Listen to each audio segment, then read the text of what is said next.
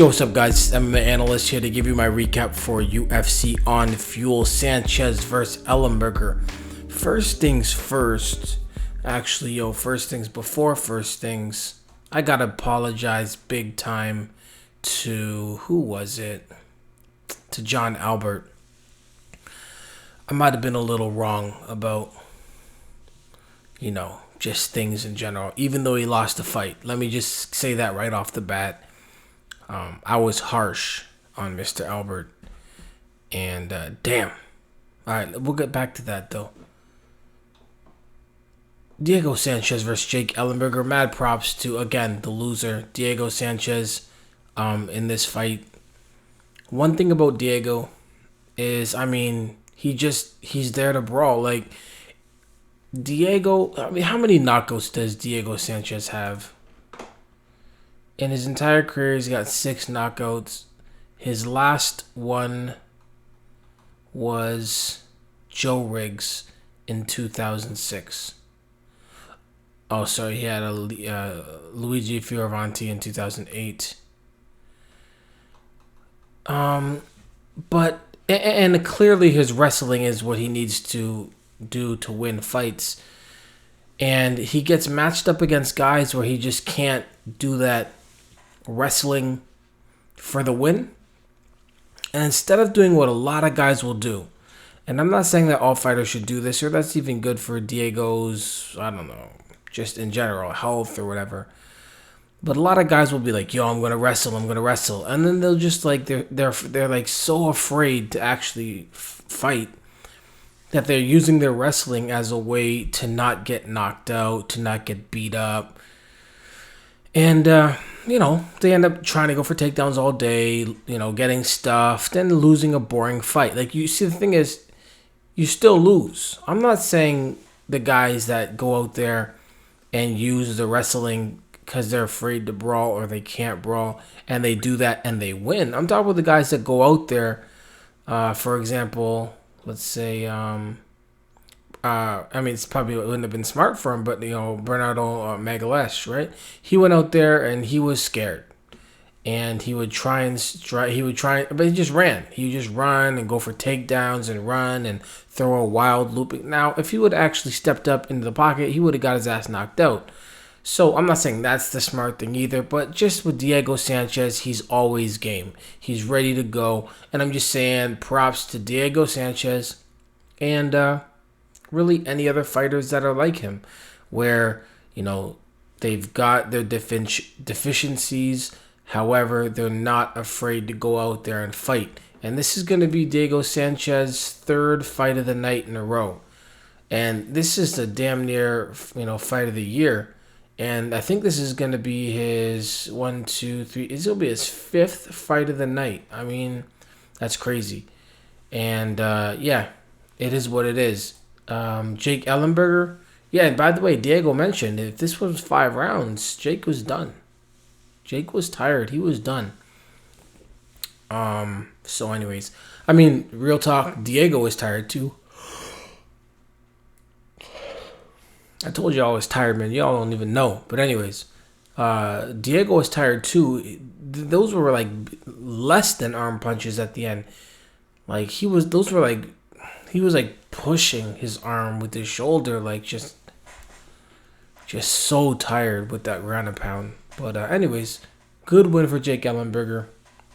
Does it say much about how he would do against Carlos Condit or George St. Pierre? Gassing heavy in the third's not a good look, but he did his thing.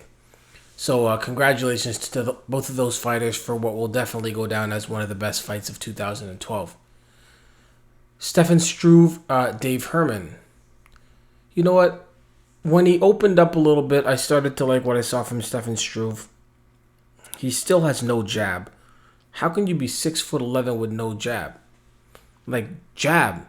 But obviously the problem with a jab is if you're not confident in your jab or you actually don't have a jab, then a jab becomes a lazy jab, and a lazy jab becomes a perfect counter for your opponent to come over the top with the hook and knock your lazy jab ass out. So go home and work on the jab, but you got the win. It's all that matters. You turned it up. Herman got tired. early. I don't know what he got tired from. But, yeah, he got really tired. And Stefan Struve, he capitalized. He's young. He's big, man. Wow. I don't know who he looked like. He looked like a 6'11" Uncle Fester or something like that. But just work on your game, and you don't have to go out there and be aggressive. You don't have to go out there and be crazy. Just go out there and just get that jab going. Just combos, you know what I mean? Like, backing straight up, letting David Herman walk you down. Like, that's ridiculous for a 6'11" guy to not just be sitting in the center of the octagon, just rotating, just turning slowly, just walking people. Like, you're supposed to walk people down. You're not supposed to get walked down by Dave Herman. But anyways, good win. Do what you got to do. Improve. You got lots of time. Aaron Simpson versus Honey Marks. Damn, it really just came down to Marks getting the takedowns. A lot of just people gassing. Aaron Simpson gassed, and the guy that gassed less or didn't gas, Honey Marks, he won. Simple as that. Good win for Marks. That's a tough one for Aaron Simpson. They kept talking about Marks. Everybody was saying it. His making his... one sec. Whatever. I'm pretty sure he fought his entire career at middleweight. And then he debuted in the UFC at light heavyweight, late replacement. And then now he's dropping back to middleweight. So a lot of people are talking about like transitioning to middleweight. That's how he spent his entire career. One fight he spent at light heavyweight.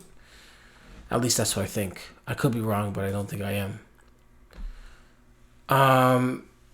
Miocic versus DeFries. This was really, Miocic was getting blasted by DeFries. He turned it around and knocked out DeFries. It is what it is. His striking, it looks pretty rough, actually, Miocic, even in the win. Good win, but yikes, Clearly, there's like a level, a couple lines actually, like the top of then there's these guys and there's these guys. Miocic might be like just below the middle level.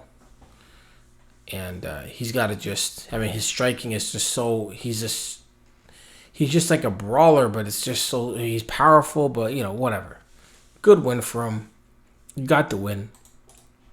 Up next would probably make sense to put him up against Matt Mitrione, right? That makes sense. TJ Dillashaw. Wow. Okay, first things first. I remember when he fought Dodson, and I couldn't realize. I said, because I picked Dodson, and I said, TJ Dillashaw is the favorite? How? Why? I don't get it. Oh, I get it now. TJ Dillashaw is a beast. Dodson caught him and beat him, and, that fight's out of the way. And Willel Watson, I'm not saying that he's the greatest fighter of all time or that Dillashaw had to, dig deep and pull out. Maybe he did have to dig deep, but yeah, man, Dillashaw, he's really good on the ground.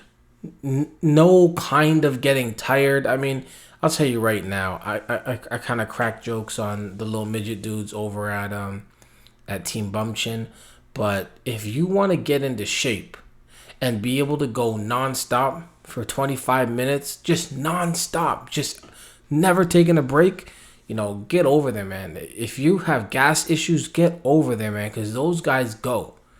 All those guys. So mad props over there at Team Bumchin, because y'all are killing it with the cardio. I can't stand people gassing as professional fighters. TJ Dillashaw is absolutely not one of these guys that's getting paid, hundreds of thousands of dollars and blase. He's out there just grinding, just getting good, trying to make his way, up the ranks and all of that good stuff. So, good job, Dillashaw. And Willel Watson, got beat down, came out of there without even a scratch. Wow. All right, Ivan Menjivar versus John Albert. Albert looked well-rounded. He had all type of good stuff in this fight. It's just Menjivar, he gassed. Albert gassed, and Menjivar took over. But, man, by the way, this was a diamond pick for me for Ivan Menjivar, and I was sitting there like, how is my guy getting destroyed like this? Whew, that was rough. Mad props to John Albert. I apologize for anything bad I said about your fighting skills. Maybe I spoke premature. Good win for Menjivar. John Brookins, yikes. Just destroyed, dude. Just a couple ground and pounds from open guard. Good work, Brookins. Anton lost to Justin Salas. Damn, you know. And Tim Means looked pretty good out there. I mean, I picked Magalhaes because I thought that he'd be able to just, you know, he's very relentless with takedowns. If you watch any of his other fights, he just takedown. He's kind of like, let's pretend Dillashaw had a problem getting the takedown. What would he have done? You know, he just kept going. And that's what I saw Magalhaes doing. And I know Tim Means is a stand-up, you know, striker. So I said, you know what? I think I'm going to go with the grappler here. And the striker put a beat down on homeboy. Magalhaes, he wanted out of that fight in the second. But anyway, so there you go. Overall, let's see. You had the Menjivar fight, which was solid. Dillashaw fight was good. You know, knockout in the Miocic fight. The Aaron Simpson fight, nah. Knockout with Stefan Struve. You know, one of the probably fight of the year for Diego Sanchez. So, I mean, it's actually a pretty good showing, excitement-wise. Not much really meant anything other than, you know, Dillashaw did his thing. That'll mean something for him. You know, Jake Ellenberger. So, overall, pretty good. I mean, they need to figure out these... they need to figure out the Fox ones. I just saw them set up another one for Fox. Are they purposely trying to have no exciting fights on Fox? I forget who it was, but it was like boring grappler versus boring grappler. And you know I love grappling, so when I say that, I mean, you know, it's not going to be what the dude flipping the channel is going to want to see. Like, oh, remember, man, this looks gay. Yep, it's gay. You know what I mean? Like, you need to be like those clowns that are like, oh man, this looks gay, man. These guys are half naked. Oh shoot, this is exciting. I'm calling my boys, you know, but that's not happening the way they're setting these up. I don't know what these guys are doing. So yeah, Edgar versus Henderson next. That's in Japan. That's gonna be a crazy card. They just set that up for excitement. Hioki, Pettis, and Lozon. That's a nasty fight. Edgar versus Henderson, nasty fight. Rampage versus Bader. Someone's getting knocked out in Japan. Hunt versus Czech Congo. Woo! Akiyama versus Shields. I don't know about that. I mean, anyways. Okami versus Boch. Takanori Gomi's on this. Kid Yamamoto's on this. Mizagaki's on this. Yeah, man. They set this one up here. Oh, Von Lee versus Yamamoto. I mean, yeah, man, it's probably gonna be one of the best cards of the year. But that's what happens when you have like a solid, educated fan base and like certain kind of fighters that they want to see. That's what happens. Same thing with Brazil. You know, I don't know, educated, but they got a lot of crazy great fighters. So when you go to Brazil, it's just, you know, amazing fights. UFC Undisputed 3. You know, I didn't buy UFC Undisputed 2, or I did, and then I tried to trade it back like right away. Undisputed 1 was trash. Yo, Undisputed 3 is pretty damn good. I'm just saying that right now. And I'm not good at it. Trying to get that. Like, I'm not used to not being good at a game, so, you know, or at least not being half decent. I'm gonna get my ass whooped. So there's that. Diaz tested positive for smoking weed. There's that. Damn.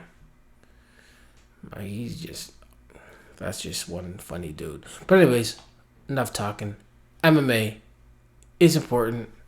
Oh, yo, I got the King of the Dot Grand Prix. So, you know, I saw some people saying thank you for the, you know, I saw some people saying good luck in the battle against Dose. You know, honestly, whatever y'all have seen in the past is nothing compared to what I'm about to try and do in this battle here. Oh man. So, anyways, just so you guys know, it's like I gotta win like 5 battles in a row over. I mean, it's a long shot between now and like November, and if I happen to do that in this tournament, I'll win $5,000. And you know, am I really gonna win? I'm gonna try my best.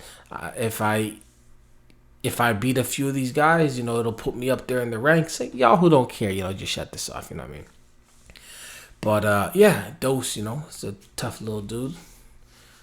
And that's that. That battle is going to be March 24th. I'm supposed to have a battle that just supposed to come out recently, but it's kind of got pushed back because there was a bigger, better, more important battle. So anyways, it was already done and it was going to get released on the YouTube. So any day now, it'll be on YouTube, and you guys can tell me what you think about that battle. I had 9 between last February, where I had my first one, and now. So it's a lot of writing, a lot of learning, and all that good stuff. All right, so there you go. Let's get back to what I said before. MMA, it is important. Peace.